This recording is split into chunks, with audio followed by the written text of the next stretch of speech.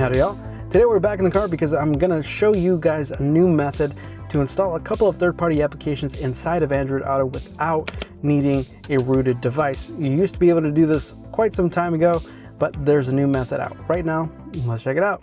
I'll have a link down below, but you can find this in XDA as the Android Auto apps downloader.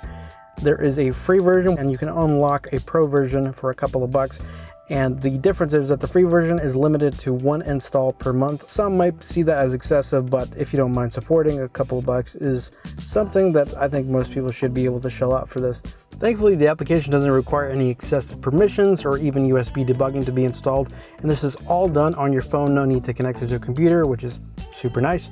There's a link inside the XDA forum to his GitHub. Go to the GitHub. You can scroll down in there if you want. There's a go to download button right there. That'll take you to the latest release. Once you get to there, expand the assets and download that latest APK. Install it like you would any other application. And then we get down to the real business. Once you have downloaded, go ahead and open AAAD, and you'll be presented with a list of the big applications that most people care about when it comes to third-party applications. For me, I really wanted to test out CarStream, which is more or less just a web browser which you can use to access sites like YouTube or Twitch or whatever to watch videos on your actual display. I really only recommend doing that while you're parked, but that's the main one that I wanted. So for example, on that one, I would just tap it once. It's going to ask me for which release I want. I just picked the latest one, hit OK, and it's going to take a second, find the latest install, download it, and go ahead and install it for you. It's critical that any of the installs happen within AAAD. Otherwise, even though you have the application installed, it's not actually going to show up in your launcher in Android Auto. I'll show you what I'm talking about here in a minute. Now that we have an application installed, let's go ahead and get it connected to the phone. Go into Android Auto, and then once you get into the app list, at least for me, I have CarStream right there and I can open it. Give it a second. By default, it's going to load up into YouTube, but you can go over here to this icon and add additional websites. For me, I really wanted to add Twitch because sometimes I passively watch stuff or I want to hear something that's happening while I'm on the go. Again, I really don't recommend actively watching anything while you're driving, but this is just one of the things you could possibly do. It's critical that only these applications can be used and to follow the instructions with some of these.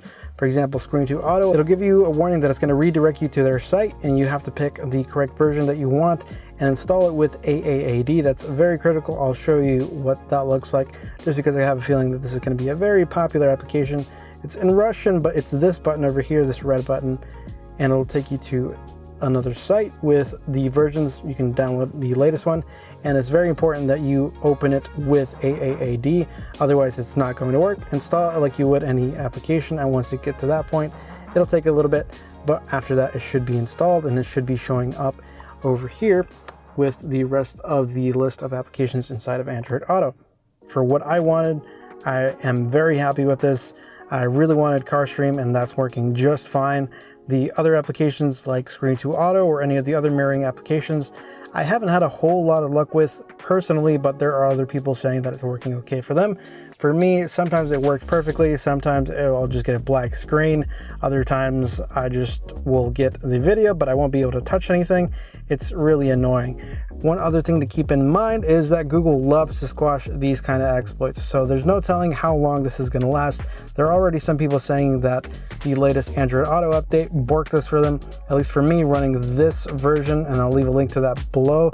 It's working just fine on my Galaxy Z Flip with the latest May security patch, no issues. All that being said, this is super fun. It's so nice to be able to mess around with this kind of thing again. So for the majority of us that are using non-rooted phones, this is an excellent opportunity to, at minimum, try a bunch of stuff out. So I highly recommend giving it a shot. I'll leave all of the relevant links down below. If any of this was useful, definitely subscribe to the channel, leave a like. Y'all take care. See ya.